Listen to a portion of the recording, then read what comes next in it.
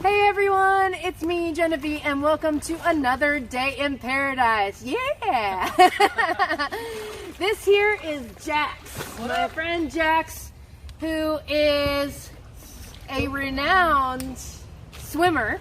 She's actually crossed the Catalina channel. Is that what they call it? The Catalina channel? That's right, Catalina channel. Yeah, and she's beginning this beautiful course, and I'm going to let her explain it because she knows what she's talking about.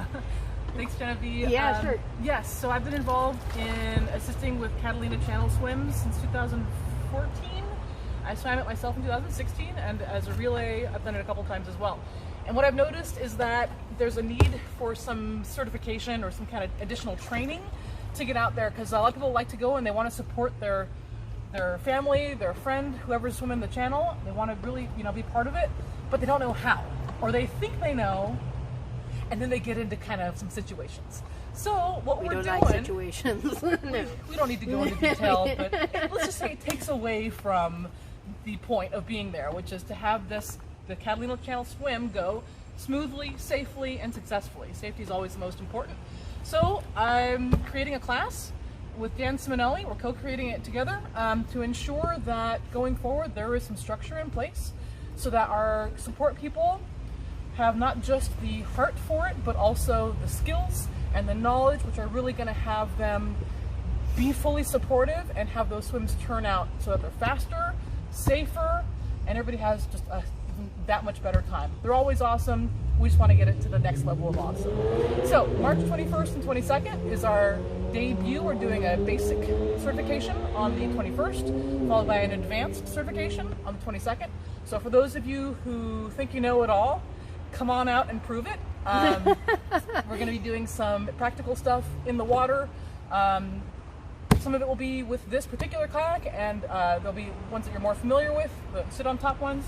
We're going to do some CPR stuff. How do you do CPR when you're in the middle of the ocean and all you've got is a kayak? So come on out, and it's going to be fun out here in Cyprus. Now, are they going to be learning how to flip the kayak?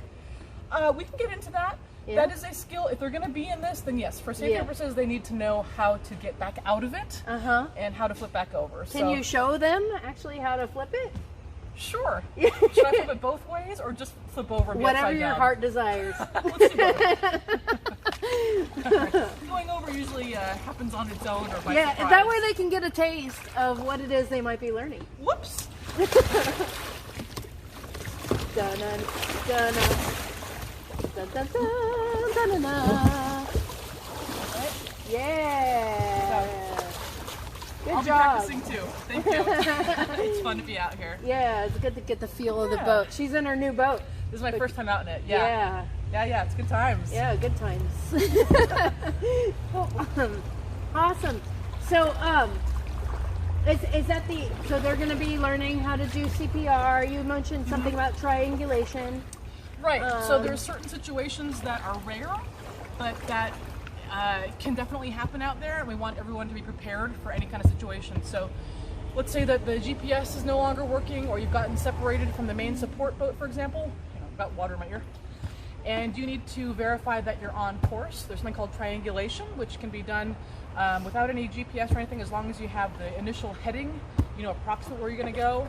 That's good enough to get a lot of the way through the channel until you're close enough to actually see exactly which cove and the details on land.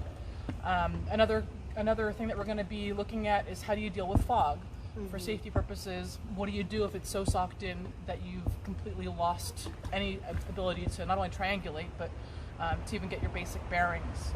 And there's going to be some other more practical stuff as well, like the stuff that you're definitely going to be using. What are the names of the boats? What are the jobs of the different people who are on board? Gosh, there's a lot to it, and this has been something that's been on my mind for a few years. So this is exciting to get to share this. And like I said, Dan Simonelli and I are co-creating it. Between the two of us, we've been on the channel hundreds of times. Wow. Yeah. Wow.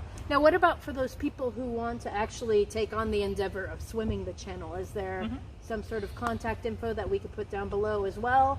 Yeah, that's wonderful. People who are interested in taking on the swimming portion of it, feel free to contact me. I love assisting with that from start to finish. So whatever level of swimming ability that you currently have, you know, we'll start with wherever you are, and each person has a different goal and it has a different set of parameters.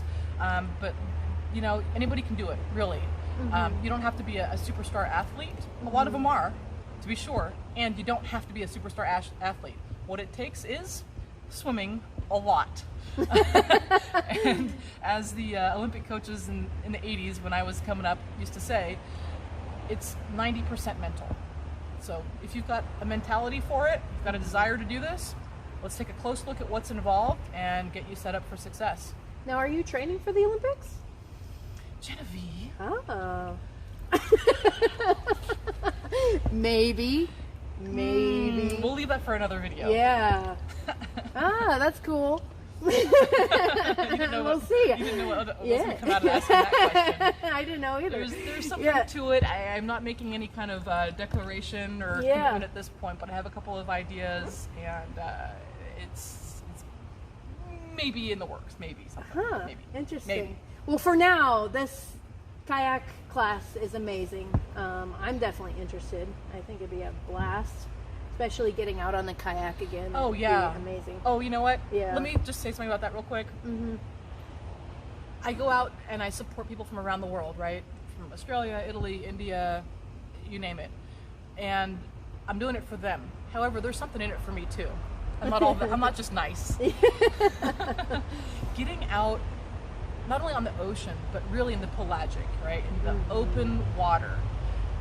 Being surrounded by water and the wildlife at night, in particular at night. It is just one of the most amazing experiences that I've ever had, and I'm blessed to be able to say that I've done it, so many times, dozens of times. I mean, being on a kayak in the ocean by myself, just me and a swimmer next to me, only the sound of their splashing, and maybe the occasional, was that a whale? Or was that a dolphin? Of course, it's the middle of the night. They never tell. Seeing the stars. If it's a really calm, glassy night, you can see the reflection of the stars and the moon in the water. The salinity is different. The viscosity is different. The electricity in the air at the water is different. And then there's the technical side, which appeals to me as well. Sometimes you get out there and it's crazy. It's like you're in a class 3 rapids in the middle of the night. It can really get really choppy out there, especially if there's like a high tidal swing that day, spring tides. Combination of current one way, winds the other way, and you can get really, really kind of nasty out there. And like I said, middle of the night, you don't see it coming.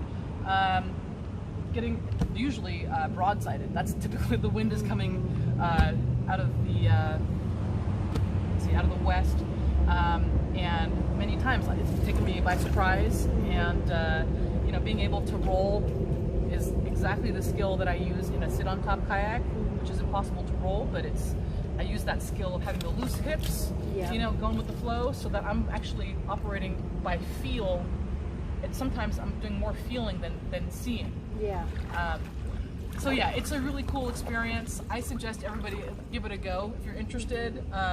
Rarely do I get people out there who are like not into it. We'll find out exactly. Some people say that they're not seasick. Like, oh, I never get seasick. I'm one of those lucky people. Fantastic. Let's find out for sure. And if you really are immune to seasickness, we need you. Also, you said that there's going to be some boats accompanying the swimmers and the kayakers as well.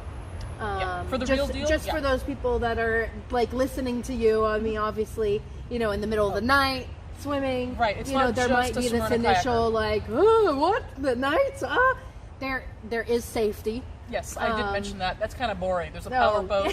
Yeah. It's all very safe. There's like a 40-plus foot boat with very highly trained captains who know exactly what they're doing, been out there many more times than Dan or I could ever do, because they're out there like night after night after night. And they know the waters. They have all the equipment and the crew. So there's like usually a scuba sort of charter vessel on one side of the swimmer at a safe distance, and the swimmer sort of sandwiched.